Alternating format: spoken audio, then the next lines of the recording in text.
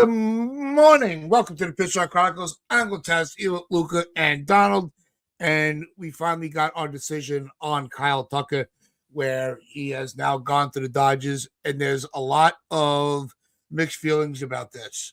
And we'll go around the table. We'll give our feelings out. We'll go through the chat. But my initial reaction was the Dodgers are what the Yankees were in the dynasty. They're the big bad wolf that everybody is, wants to be. Any fan that is saying that the Dodgers are ruining baseball, if you're a Yankee fan, that's almost blasphemy to the history of this organization. Okay, they have done nothing wrong. It's what, because they already have all these other guys, all these other players. They're not allowed to sign anybody else. That's ridiculous. Okay, that's not how free agency works. You're a free agent. You can go to any team that you want, and an owner and an organization can talk to any player that is a free agent. If they keep picking the same team, then so be it. You know what you do? You work within what you have on your roster, and you beat the Dodgers. Until you beat them, or I almost feel bad for Met fans because Colin put out a really good offer, and they thought that they had that in the bag. And I don't feel bad for Met fans. I just came in. They upped the offer. Kyle Tucker took it. Now, do I think Kyle Tucker is deserving of being the highest play? He has his contract. He is now, his AAV is the highest in baseball. Is the back of his baseball card worth, it doesn't value him as the highest paid player? No, that would be Aaron Judge or Shohei. Right? Those are the two guys that should be the highest paid players in baseball. They are the best at the game right now. Right? Those two guys are worth their weight in gold to any organization. The gold that the Dodgers are printing is affording them the luxury of going and getting these other players. So I'm not mad at the Dodgers. Is Kyle Tucker, chasing rings? That's what players do when they're in free agency. The whole point of being an athlete is to compete and win. He's going to go where the best option is. Right now, that's the Dodgers. They had a spot for him. He took it. I can't be mad. I don't know how you guys, Donald, how you feel about it? Exactly. I've got exact mixed feelings about this, right? Now, obviously, I would be completely disingenuous if I said that I think that Kyle Tucker is worth $60 million at AAV. I mean, the only players that I would argue would be worth that, as you mentioned, Uncle T, is Aaron Judge and Shohei. So, but that aside, I'm relieved that he's not in the AL East. Okay, so there's at least that, because I was worried that he was going to go to the Blue Jays. I'm kind of relieved he's not a Met. I have to be honest. Sorry, Armand, in the chat, but I'm relieved he's not a Met either, because that would be an awful look for the Yankees if the two of the best free agents of the last while have gone to the Mets. You know what I'm saying, in terms of Juan Soto and Kyle Tucker. So that would be an awful look as well. So I'm kind of relieved he's not a Met. I guess the best case scenario would have been if he became a Yankee, of course, but the next best scenario would be he goes to the Dodgers. So there is that. So that's like the positive look where I'm not going to be like jumping out a window. You know what I'm saying? But the other way I look at it is he was the best free agent on the market, and the Yankees are pleading poverty. They never made an offer. That's what we heard. The Yankees never made an offer for Kyle Tucker. Not even one. Not even an exploratory offer. They didn't make an offer. What kind of a message does that send? What kind of a message does that send to Yankee fans? Because our ticket prices go up every year, and the Yankees are haggling over an above average player in Cody Bellinger. Haggling, just pleading. They're on their hands and knees, please take this offer, please. Right? And he's not even that good. Meanwhile, Kyle Tucker is the star of free agency, and he just got paid for it. He got paid like it. He answered so much of what the Yankees needed, and the Yankees didn't even make an offer. It just shows that this is real. The budget is real, and where the Yankees are as an organization, they are happy to be second best, and it's stunning. But credit to the Dodgers, man. Shout out to the Dodgers. I've got nothing but respect for them. I think it's awesome. That team is unbelievable. That team would honestly probably beat the American League All-Star team. Right off the off, probably would. That team is absolutely insane. I don't think I've ever seen anything quite like it. I mean, I can only compare it to like the 2009 Yankee team offense.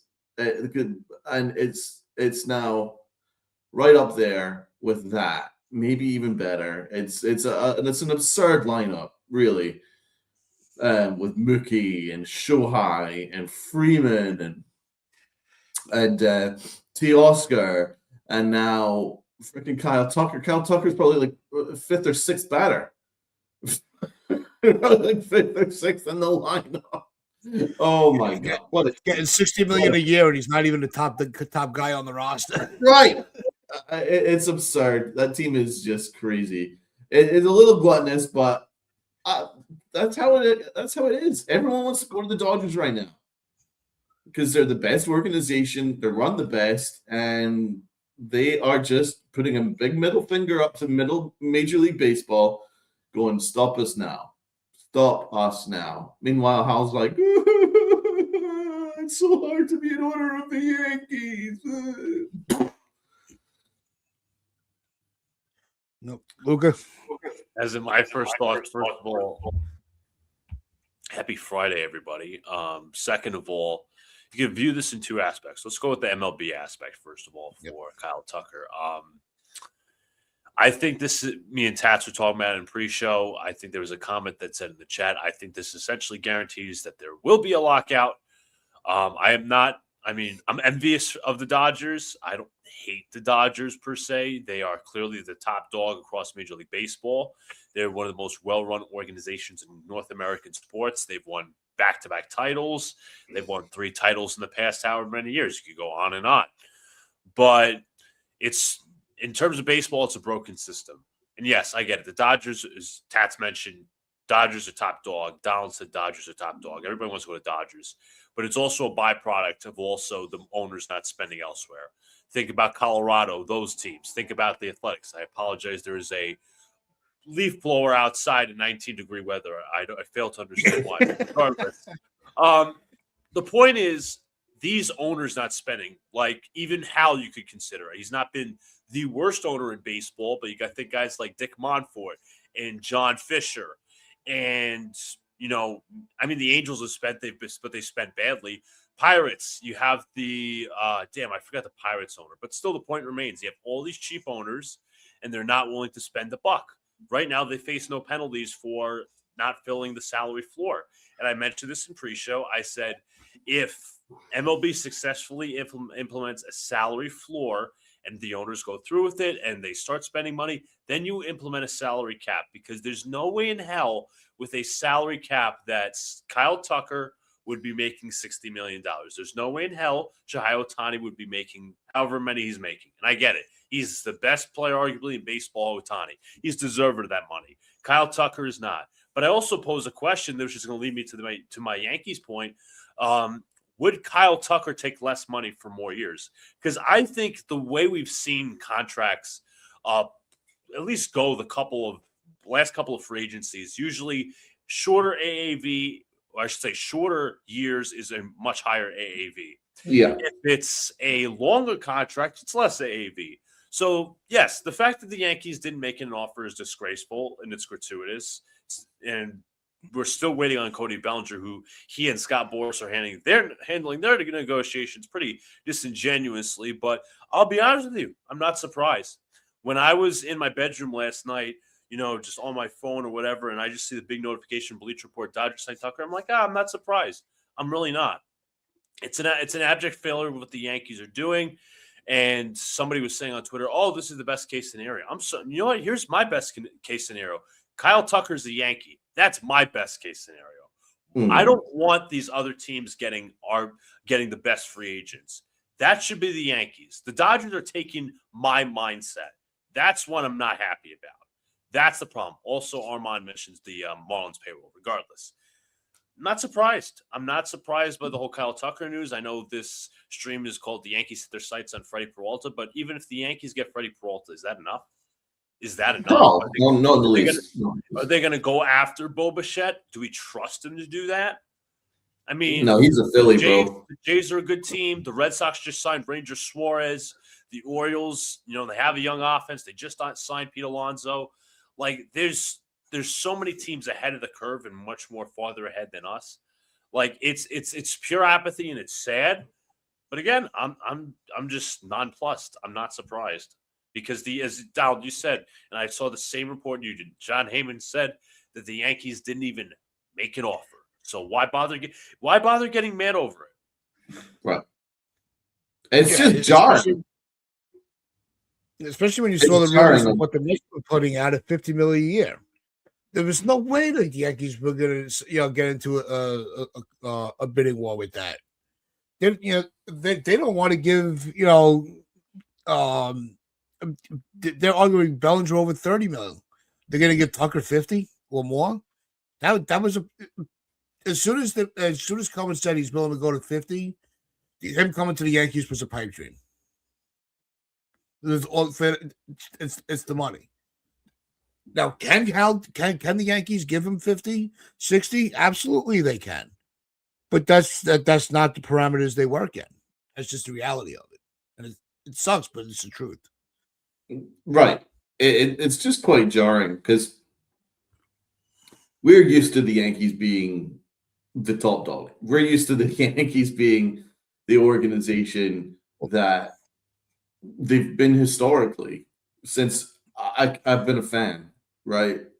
I mean, Uncle Tats, you were pretty old in the tooth, and I can't remember a time where the Yankees haven't been the top dog. Right, being the destination in free agency. This is new, and it's jarring. It's jarring seeing the Yankees on their hands and knees pleading for a pretty average player in Bellinger. No disrespect to Bellinger. He's a good player, but he's not like a game changer. And the Yankees are on their hands and knees pleading, please take our offer. I've never seen that before from the Yankees, right? I mean, they used to go into free agency like in 2009. For those who are too young to remember that, in 2009, Brian Cashman walked in with his balls in his hand going, right, I'm getting CC Sabathia. I know he wants to be in LA, but ain't happening. And he put all his money on the table. He's like, right, you are going to be a Yankee. Now, that's the kind of confidence that we used to have, right? And now, fast forward, the Yankees are like meekly going, "Oh no, we can't go that high for him, or we'll go and we'll settle for the B tier free agents, and hopefully they'll take our offer, and hopefully the Mets don't outbid us, and hopefully the Dodgers don't." I mean, it's jarring to see the way the Yankees operate now in free agency. Now, Hal Steinbrenner is certainly a lot to do with it. And Brian Cashman has a lot to answer for, because had he allocated his funds correctly, then actually we probably could have afforded Kyle Tucker. We could have, if he allocated his funds correctly. And we still probably would have gotten under the Cohen tax if he actually like figured out how to build a roster without leaving positions vacant. Which he's been doing for years. And it's just jarring to see the way the Yankees operate now. and they are operating, even though they're like a big, they're still a major organization. The Yankee logo is the one logo in the world that transcends the sport, more so than the Dodgers, and the Yankees don't take advantage of it. The Yankees have their own TV network. They don't take advantage of it now. They just use it to gaslight fans with their agenda, and that's it.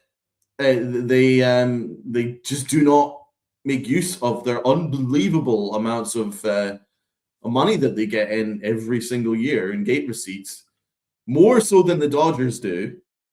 And I'm not saying that as I'm like in a way where I'm like salty about the Dodgers. Not at all. I'm just saying the Yankees make more money than the Dodgers do. They've got more assets in terms of on field. No, I know that their owner isn't as rich as the Dodgers owner, but in terms of gate receipts and the what the Yankees represent, they've got all that in the bag. They've got their own TV network in the bag, and they don't take advantage of it the way that they should. I think that it's quite jarring to see the way that the Yankees are drip feeding the fan base, going, no, that's too much. That's too much, guys. That's gluttonous to ask for us to pay over $300 million. That's gluttonous. That's the kind of shit that we're hearing from Michael Kay and those. And I think that they're drip feeding that through the media. And I'm just asking you guys not to buy. The Yankees would have been fine. They could have afforded them. They haven't bothered. And it is what it is. It's same in principle what I'm about to bring up. And I know somebody said, oh, I wouldn't have touched Kyle Tucker $60 million. As I remarked earlier, if you look at how these contracts are structured, first of all, you've seen the Dodgers do deferrals. Second of all, if you offer a long-term contract, you are likely to pay less AAV. Since Kyle Tucker's contract is only 4 years, you're paying him upfront $60 million with about $30 million of deferrals. But I want to go to just the Yankee mindset thing real quick. Now, Donald's going to get it, and a couple people in the chat are going to get it. And it's going to be different sports, different personnel, but it still resonates. And I'm not a fan of this team by any means. The New York Giants, in their coaching search, if you guys didn't see, went balls to the wall by hiring John Harbaugh. Excuse me. Top guy in the market, balls to the wall. Control for player personnel and ability, an expansive budget to hire the coaching staff. Here's where the mindset comes in. John Mara has cancer. He is bedridden. He is not well. He has cancer. He still had the moxie to go out there and say, John Harbaugh, you are my coach. And I get it. Hiring a coach and signing a free agent, two different things. But it's same in principle. It's a mindset. John, mindset. John, you're going to be my coach whether you like it or not. And I'm going to have some of my players, some of my former players, and coaches, Tom Coughlin being one of them, telling you how great this organization is. And we're going to take care of you as long as you bring us to the goal, which is obviously for the Giant fans, hopefully winning a Super Bowl deadline. Regardless, the Yankees, because the reason I bring up the Giants, right? I've said this in the past on streams.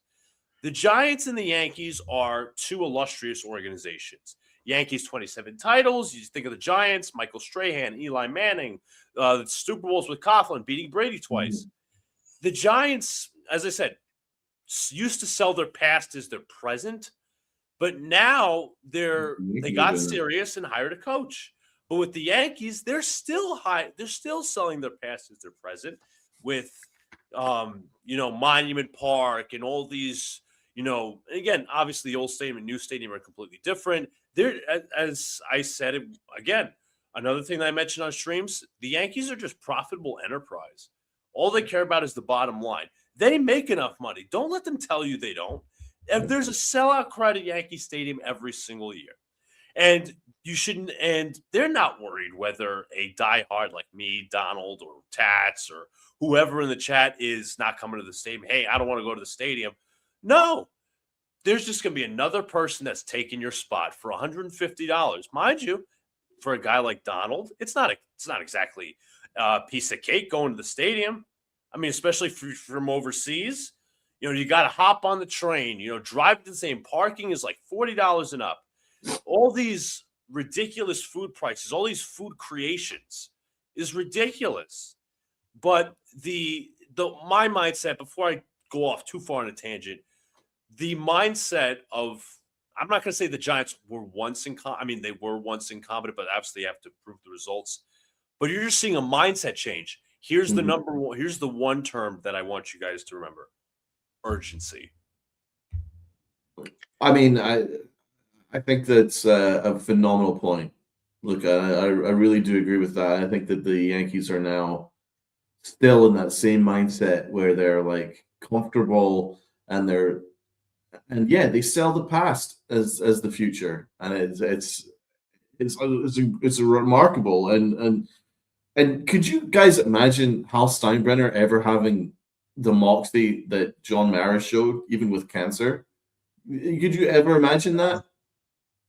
Could you even imagine Hal Steinbrenner being like, "You will be our manager. You're the best of the best. We will do whatever it takes.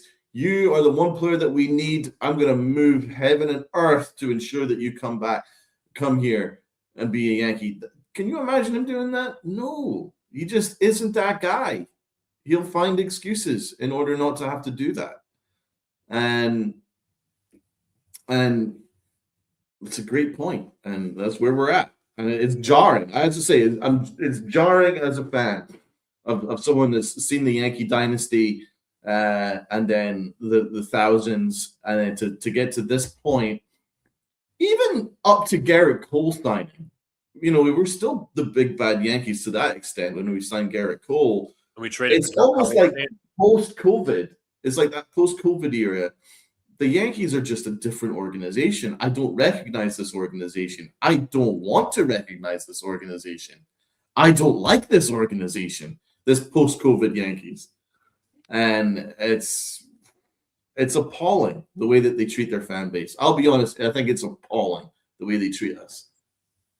For sure, but I also want to add on before I obviously want to let Tats go.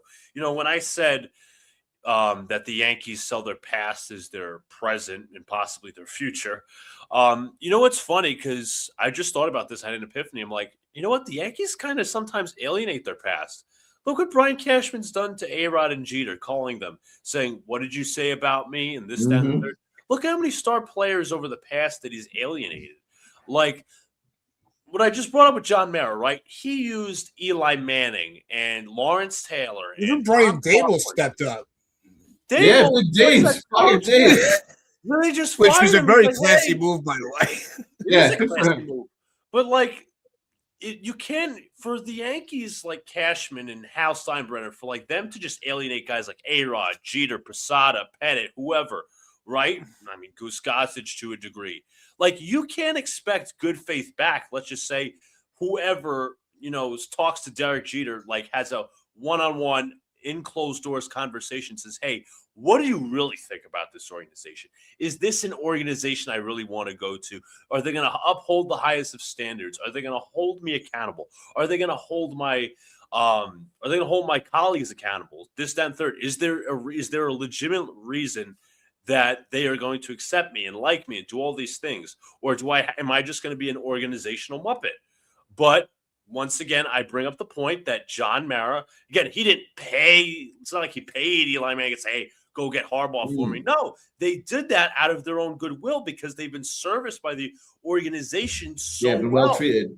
Yeah. Lawrence Taylor, as I said, Lawrence Taylor, Eli Manning, Tom Coughlin. And remember, if you're a Giant fan, that Coughlin-Mara relationship didn't end well in 2015. That was not exactly a great time. But once again, Coughlin was allowed to stick around as long as he did. He won 2 Super Bowls, and it was mutual. Coughlin has goodwill. I mean, what does it say that the greatest Yankee that I've ever seen in my entire life, Derek Jeter, frickin' hates Brian Cashman? What? Mount Rushmore Yankee frickin' hates Brian Cashman. A-Rod, one of the greatest players I've ever seen in my life, hates Brian Cashman, and Brian Cashman despises A-Rod. Viscerally hates him. Right? Jorge Posada has nothing to do with the Yankees. And he is a passionate baseball guy. And he's talked about how he would really wish that the Yankees were a little tougher. But he doesn't watch this freaking pale imitation of what the Yankees are.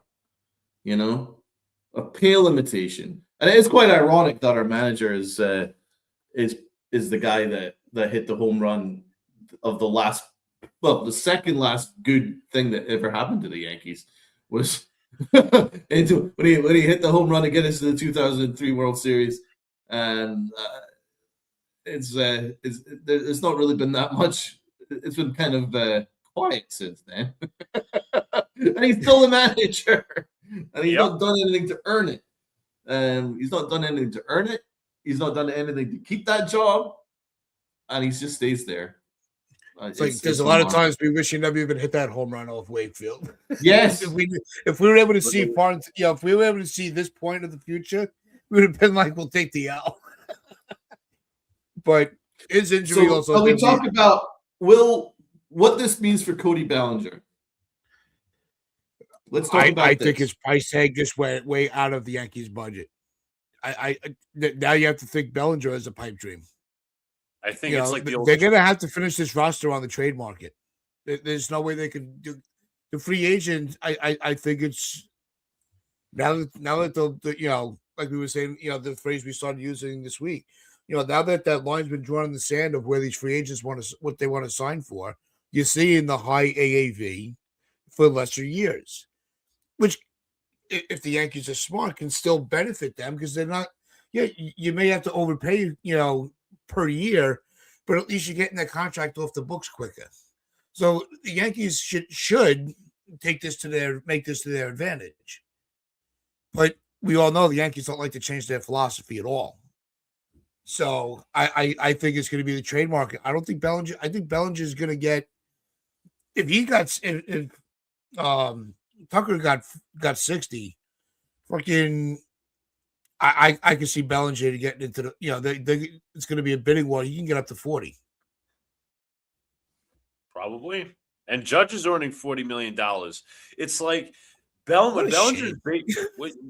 True. What Bellinger is basically saying to the Yankees right now, it's like in checkers, right? He's basically saying, king me. That's what he's saying. He's saying, king me. Because they waited for Kyle Tucker to set the market. Mm-hmm. Boris wins again. Oh, yeah. And that motherfucker always. And by the way, the Yankees could have tied up this Cody Bellinger thing before. Oh, for sure. Before we got to this point. And so I kind of hope that the Yankees lose Cody Bellinger. I want to see this. I want to see it. I'm in anarchy mode. I'm in Yankee anarchy mode. I want to see what's going to happen here. How would they react? How would they react? I want to see how they react because their plan A, B, and C is Cody Bellinger. That's their plan. Their plan A, B, and C is Cody Bellinger. If they lose Cody Bellinger, I want to see how they react to that. How do they sell the dream to the Yankee fans? They can't. How would they sell that? I want to see how they do it. The Yankees could have had this done already with Bellinger, but you would have had to give them 7-8 years. Well, so think of it. You got to think of that part of the conversation as well. Bellinger is holding out for more years, not so much the AAV. Yeah, it's not so much the money; it's the years that he wants that security, which you can't blame him for. But now, if teams start, he can feed off of this desperacy, and get the Mets to give him that 6th year. Cohen might say, might go to Stearns and be like, all right, let's stop effing around. Let's give him a couple extra years. We just missed out on Tucker. Let's go get Bellinger. And now you're gonna have Cohen and Steinbrenner, in a bidding war. And we all, it's a short history, but history shows the Yankees don't have the leverage like the Mets do. That's right. They don't have the financial leverage. The Mets probably really need to make a statement here. So I don't think the Blue Jays are going to go for Cody, but I think the Mets will.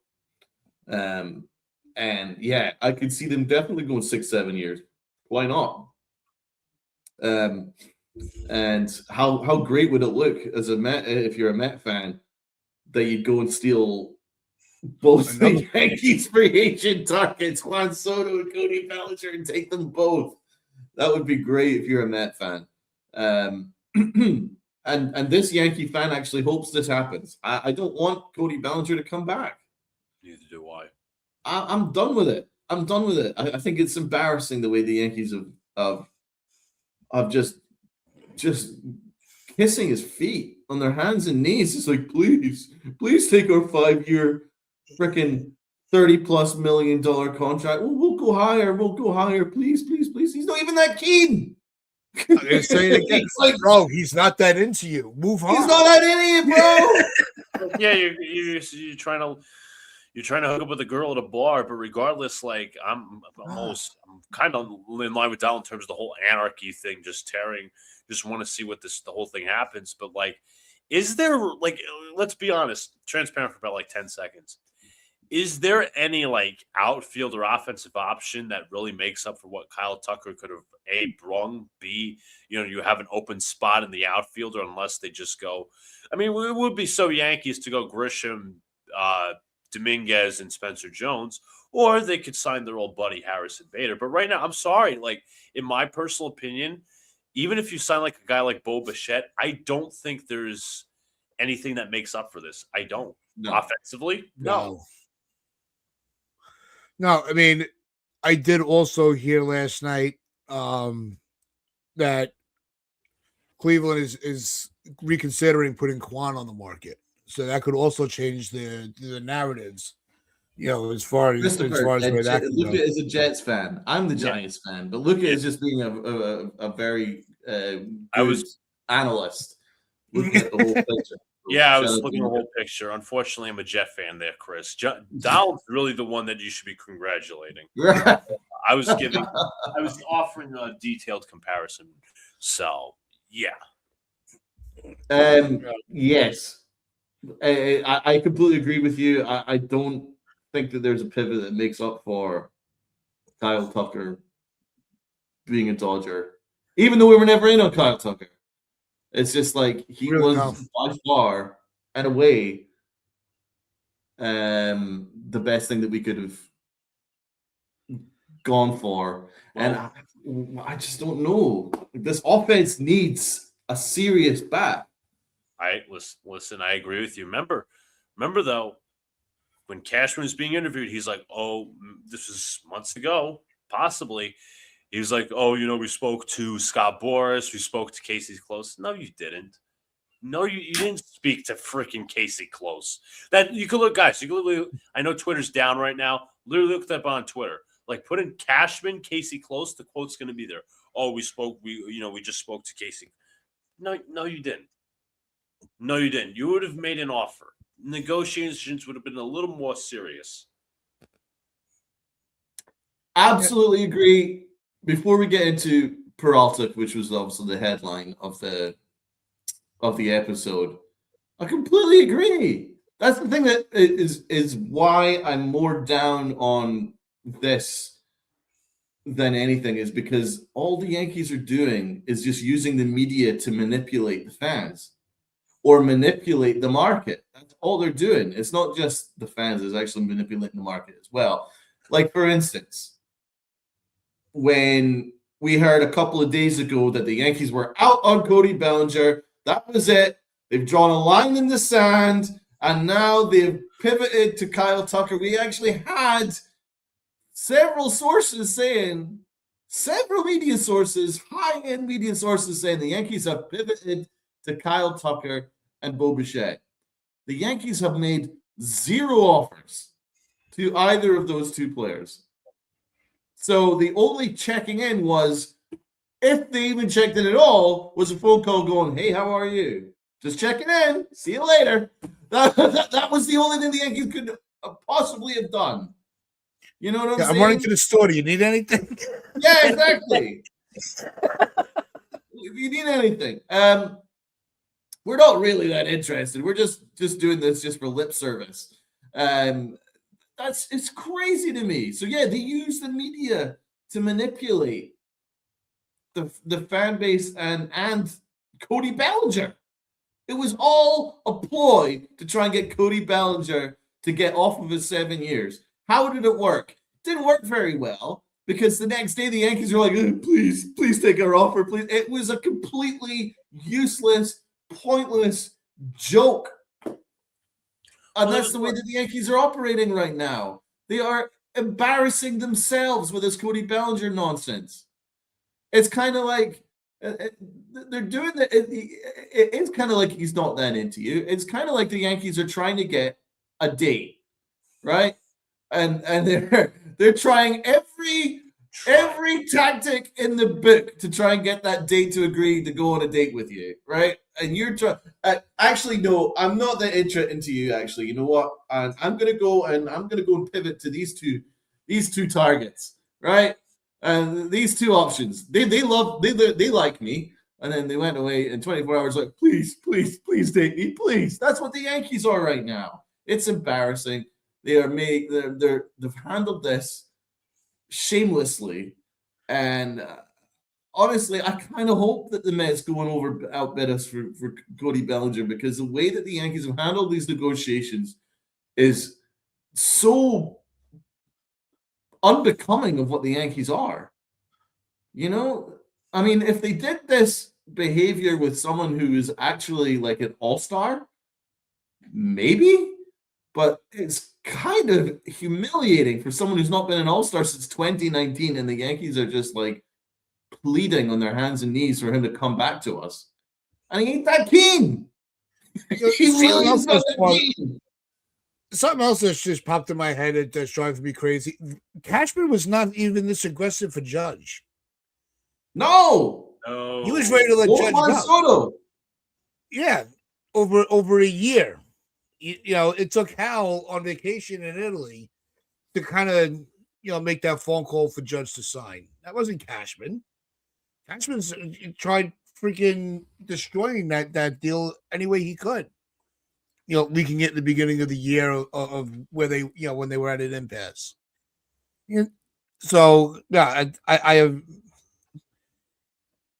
That was the first sign not the first sign, but the biggest sign that Cashman's time is come and gone as the Yankees GM. He's lost his. He lost the room himself. He lost his fastball. Absolutely. Right. The Yankees are treating to pivot this to Peralta. How much do you trust him to make the right deal? And because Milwaukee's going to want a pretty hefty package for Peralta, I think, even though it's a 1-year rental. So Before I agree with this point here, I think that is a big reason why Juan Soto left. Absolutely. I don't think he was. He felt good about the Yankee organization, and that how do you feel about the Mets now? They lost their closer, their homegrown first baseman. They missed out on Tucker. Who knows what's that might be the Yankees' only hope, because there is a clause in his contract that if there is a certain 39% of the roster. Yes, I think it's like 38% of the roster needs to 39. have 39%, right? He might trigger an opt-out clause in his contract and that is the Yankees' only hope. That is their only hope. But again, they'd probably just be like, no, we're not playing with you anymore. But the way that the Yankees are treating Cody Bellinger, it's like they have imagined that Cody Bellinger is Juan Soto. Do you know what I'm saying? Because they're so aggressive with Cody Bellinger. I don't think they were ever this aggressive with Soto. I know that the offers are different, but like the way that they're handling Bellinger, they're treating him like he's like this game changer, like Juan Soto. He's not. He's just a decent player. Please, when the Yankees supposedly drew a line in the sand with those Bellinger negotiations, the Yankees actually tried to build themselves a pillow for it. And then Scott Boras just basically threw all the blankets down and says, I got you now. But here's the thing, right? Some people are stupid enough to believe this, but if you guys remember, I think it could have been in December, I think. There was this article, whether it was Sherman Heyman, I don't know, that wrote, Kyle Tucker's a lazy player. He actually doesn't care. So somebody help me out on that. I don't remember the exact details, but the narrative was Tucker really doesn't care. His effort is questionable at times. And I'm like, somebody's behind that. I don't know who that is, but they're clearly trying to drive down his price. Well, there were players that had the same narrative as well. Of course, well, to clean that up, it was, anonymous players from the locker room was saying he's a guy that once the game's over, like he does not socialize with the players. He clocks out, he goes home. If they're all, going out, some of the players are going out, they'll invite him, and he really didn't show any interest of being part of the team. It was, I'm going to show up, play a game, and go home. And that rubbed players the wrong way. I wish there were names attached to it of which players they were. But, and not like the Cubs were really, it was from the Cubs because it was his past year that started. And that's really all I heard through rumor mills. But that's just rumor mill. But if there's any truth to what the players were saying, that could be when the media really took that story and kind of spun it to where it could damage. Obviously, it did not hurt his free agency at all. He was still the top guy. He was still the top prospect, top free agent to be had. So exactly, you can't buy into everything you hear. True, but about reading the tea leaves. They don't have that. As we know, Clint Frazier did say that the Yankees are using the media to and in a way in which they basically soft launch their plans through Jack Curry because the Yankee fans like Jack Curry. Do you know what I'm saying? So it's kind of like don't shoot the messenger. This is a good messenger. Everyone likes Jack Curry, so they basically soft launch their awful off-season plans to Jack Curry, and Jack Curry just explains it to us in a nice way. You know what I'm saying? And so that's not coming from my words. It's coming from somebody who's been in the Yankee organization for a while and sees how Brian Cashman operates. That's how they do it. They soft launch their ridiculous free agent plan, which was basically beg Cody Bellinger, do nothing, and soft launch it through somebody who's got a nice relationship with Yankee fans. Trust me, the Yankees use the media to manipulate. Yeah, it's called negotiating through the media. Yeah. Yes, and also to kind of lower expectations of the fan base. You know what I'm saying? And I do believe that some of that Kyle Tucker stuff was coming from Yankee sources when they're trying to cover their asses as to why they were not involved in any way, shape, or form in a game-changing outfielder in an area of need. So that I do genuinely believe that. I think it goes beyond the Cubs. I think the Yankees were involved in that as well, just to get that narrative out there that he doesn't care about baseball. That's why they didn't want him. I thought you mentioned expectations. I thought that was clearly evident when the Yankees used Buster Olney. What was it? Game 3 or Game 4 of the division series against the Jays, where he's talking about like the once. Either it was him or Paston the Yankees used as a Muppet, where he was like, "Oh, the once Steinbrenner standard was this. Now the standard is this. The expectations aren't what they used to be. This, that, and the third." I think Michael Kay went on about a couple days ago. Regardless, the Yankees use the media as their Muppets. So let's talk a little bit about Freddie Peralta. So the news is the Yankees have been talking to the Brewers about a trade for Freddie Peralta, according to Mark Feinsand. So let's open up to the panel. Uncle Tats, who would you be willing to give up in a deal for Freddie Peralta, knowing that he is a top dog and he's going to demand a high return? I think it would cost you a Dominguez. I would try to avoid that because he's MLB ready, but they do want an MLB ready player. Now, what position that they're looking for, that I don't know. An MLB ready player could, could it be, if I was able to pick one that would be enticing enough, it would have to be Dominguez.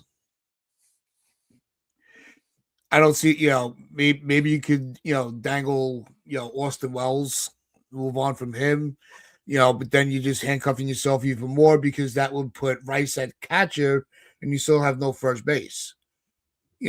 I think that would just snowball into another problem for the Yankees. And I don't know how many guys they can afford to get rid of at the rate that this offseason is going for the Yankees. There's still so many question marks. It's going to be hard to part ways with one of these guys unless you're able to move pitching. Do you give up a controllable pitcher for a 1-year rental? Maybe you try to, persuade the Brewers that way, like a Heel or a Warren, one of those type of guys. Luka? I definitely would look to see, and I know Tats mentioned a major league ready ball player. I mean, you might have to. I agree with Tats. You might have to dangle a guy like Dominguez, or maybe even, I don't know about a Spencer Jones. But also, I would look into the Yankees have a pitching surplus in their organization. You can name the prospects: Hampton, Lagrange, all of these different guys. But it is worrying. I wouldn't be this again. Peralta's a phenomenal pitcher, obviously, but I think the one thing that worries me is number one is that the Yankees are how they've been acting in free agency, and the ability to re-sign their top players like a Soto or could be Peralta. I'm also worried that Peralta's heading into a free agency where the CBA is going to close. He's heading into a free agency with the lockout. That's a big concern, in my personal opinion. That's interesting. I never considered that. Yeah, that is something I actually consider. But in terms of the return, I'm wondering because of all the Weathers deal that we made. Mm-hmm. It does open up a possibility that Louis Heel is maybe added to the package to put it over the top. We, as a matter of interest, we could have had Kyle Tucker via trade last year if they included Louis Heel. Would you include Louis Heel in a Freddie Peralta package? Yes. Yeah. I think the top of the rotation is, with Cole and Rodon with their injuries can still find its way into a when they get their first start, they're gonna have a rough time. You got to shake all the rust off. It doesn't matter how many times you throw in the pen. Live pitching in a game is a completely different animal. When coming back, because it's a different energy. But I think the Yankees can't make the mistake. They keep making the same mistake, and I'm not expecting them to pull any miracle off for Peralta. But if they're looking for, that's why we can't afford to really give up position players. We're still trying to fill that spot ourselves. Right. So you would have to. That's why you might have to move a controllable pitcher for a 1-year rental pitcher. That I think that needs to be Cashman's leverage, especially the ideal scenario. Especially if the Brewers are looking for young pitchers, according to the chat. The ideal scenario would be that they would be happy with Will Warren, and then we can supplement the rest with like a Lagrange and maybe a Chase Hampton or something like that, and a package similar to that, and hope that they'd be okay with that, considering he's a rental.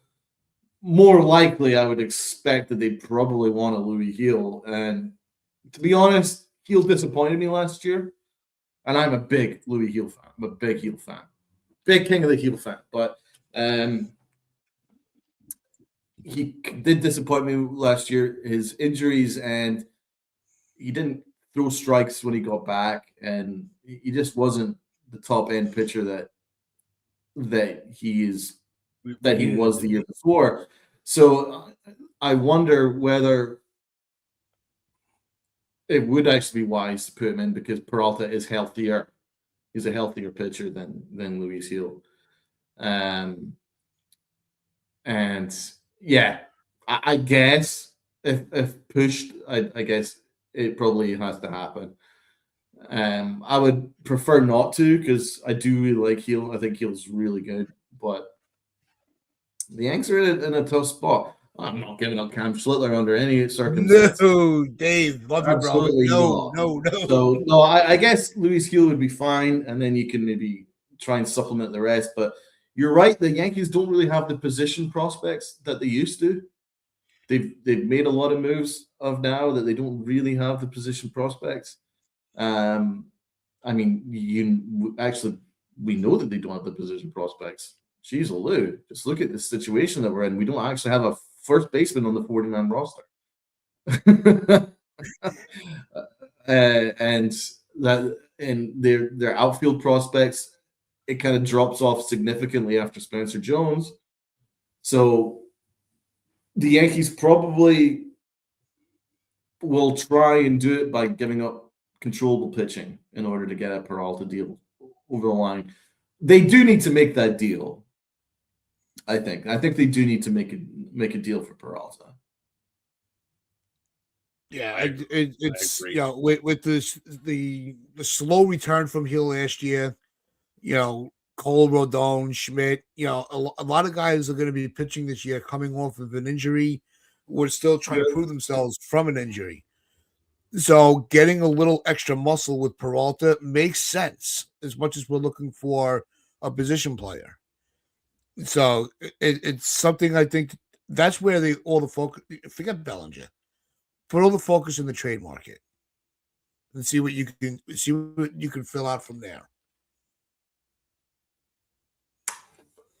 I mean, I would love to, but I don't know if we have the prospects to make a deal for Peralta plus make a deal for a bat via trade.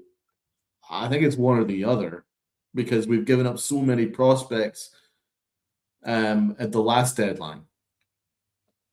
We how many players did we move at the deadline? Like 14? Holy shit, a lot. Woof. It was in that range, the amount of players we moved in order to make those deals that we made at the trade deadline, and all it did was make the Yankees a wild card team. Right. I mean, a couple of those moves I think were 16. That's insane. 16. So a lot of them were not like anyone that we're going to miss, but it's still a high amount, right? That affects us making significant moves going forward. So I think it's one or the other. Peralta would obviously be their main focus, and then we'd have to go into free agency. And then if Cody Bellinger goes elsewhere, then you probably go for a B tier, or now it would be a C tier, or D tier free agent. It'll be Harrison Bader, and I'm okay with it.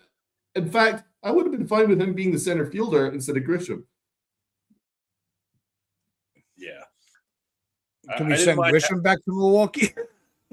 I wish. I didn't mind Harrison Bader as a Yankee, but I said, just to go back, and we'll obviously head back to the pitching thing, but I was like, even if the Yankees signed Tucker, I wouldn't have minded Bellinger coming back, but now that's not even an option. But back to pitching, obviously. Would you give up ER for Peralta? I love ER. ER is incredible. Or ERC. The ER or ERC, whichever way you want. Urkel, LeGrand. I see that.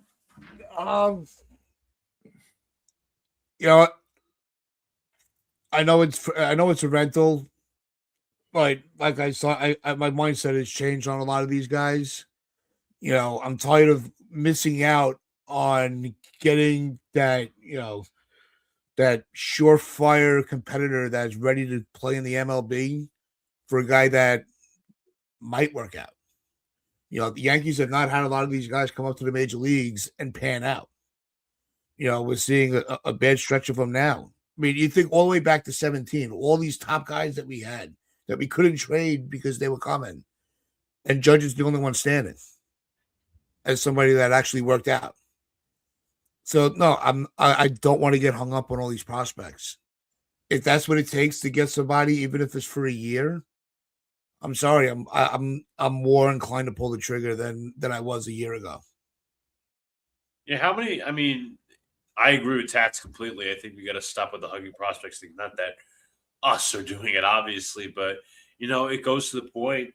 Just in general, like we talked about the offense already and lack of protection around Judge, but just in general, the entire team. How many more years are going to waste and say, hey, you know what, we could have had Garrett Cole or Justin Verlander how many years ago, but we didn't want to trade Clint Frazier. How many years ago? Chance Adams. Chance Adams. I mean, boy.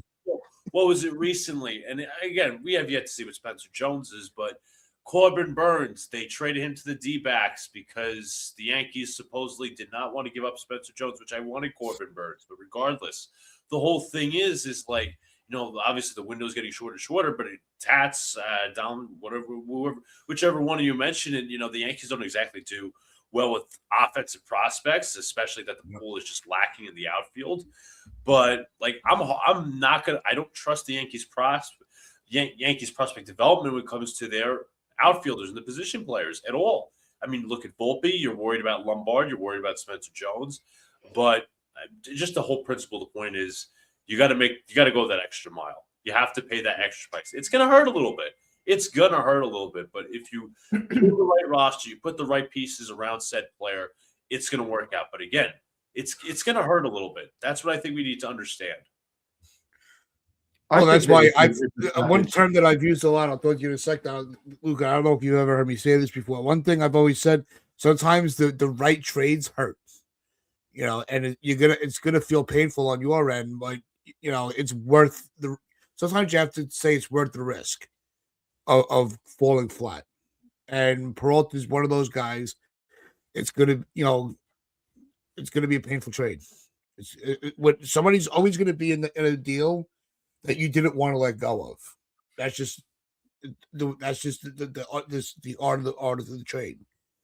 That's just how the trade market works, and that's how guys that watch prospects, they're going to say, "All right, let's hang on to this guy," and then we miss out on a call. We miss out on all these guys that are on the trade market, and it turns into, man, we could have had that guy, and then to the chat, and we said it a lot. The player development, they do fine in the minor leagues until they get to the major leagues, and then they completely fall off,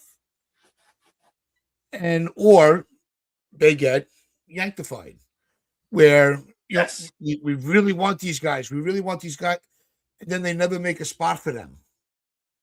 Yeah, they always throw in. Whenever they're ready, they're like, "Well, we can't bench that guy because he's making money. He's same thing with we did it to Florial, we did it to Peralta. Florial was the OG yanktified. They couldn't play Dominguez because we have Verdugo. It's always some sort of stupid stopgap. I mean, with IKF nonsense. Obviously, the outfielders, Florial had to be stopped for a little bit because they wanted to hang on to Brett Gardner for a little bit longer. You could go through all of them. There's two constants. Number one, there's always a stopgap for any player that's coming up, except Anthony Volpe. Just want to mention that because remember Trevino was that's true. The one guy didn't yanktified. Trevino before Wells. I mean, you had IKF before Peraza, who should have came up. You could argue even Oswaldo Cabrera, but Trent Grisham before Jason Dominguez. I mean, Dominguez played before Grisham got here, but Grisham has taken more of the playing time, obviously. But there's, as I said, there's two constants. Number one, some stupid stopgap player being traded or signed and playing the role of stopgap and ultimately ruining any player time. But I should say playing time for the Yankee rookies or whoever, young players, just so they could accrue another year of service time. Or it's, as I said last stream on Wednesday, the Yankees procrastinate a position and have to trade prospects at the deadline. That's spot on. That's exactly what happens. I don't give us your thoughts on it to close us out. Well, I mean, if I'm putting Louis Heel in a package for Freddie Peralta, I'm not also including ERC. No. I think ER or ERC, whichever way you want to call him, his stuff is electric, and that's someone that I actually want to keep a hold of. So if I'm willing, because I'm a big Louis Heel fan, if I'm willing to give them Heel, then that should lessen the need to add another frontline caliber starter as well. Yes. I mean, my ideal one would be to get rid of Will Warren, but it'd be hard for me to convince the Brewers to take Will Warren because I just don't rate him. So that's why I'd like to get rid of him. 4 or 5 starter at best. The Brewers are going to laugh at you. Exactly. So I think he'll probably take Louis Heel. If I package Louis Heel and LeGrand and maybe Chase Hampton, and then a couple of 1 or 2 more B prospects to that package, that might be enough. To land them. I hope we get Freddie Peralta, because then it's a decent pivot. It's a smart way of saying, right, listen, we might not have the offense this year, but we're going to have one hell of a rotation, and that could be something that'll help them moving forward. And then you see how it shakes out with the outfield. But yeah, that's what I would do. I would definitely go all in on Freddie Peralta, and I hope we make it happen. So, yeah, we'll see how this all progresses over the weekend. But we will be back Monday. I know we didn't get to as many of the comments today as we wanted to. But we do get engaged in these conversations, but we do watch what you guys are saying, and it does help us drive the conversation. So always keep those comments coming. We have some new people in the building also, so appreciate you guys subbing up and dropping your comments. They do not go ignored. We will make probably next week. We'll try to do a show where we just focus with you guys, and let you guys drive the show. And you tell us what you want to hear us talk about. So with that, just make sure you all want to enjoy your weekend. Make sure you hit that like button, hit that sub button, share this out, your friends, your family. The change is on the corner. I'm Uncle Taz with Luca Donald. This is the Pinstripe Chronicles. We will always say, wear those pinstripes of pride and play hard.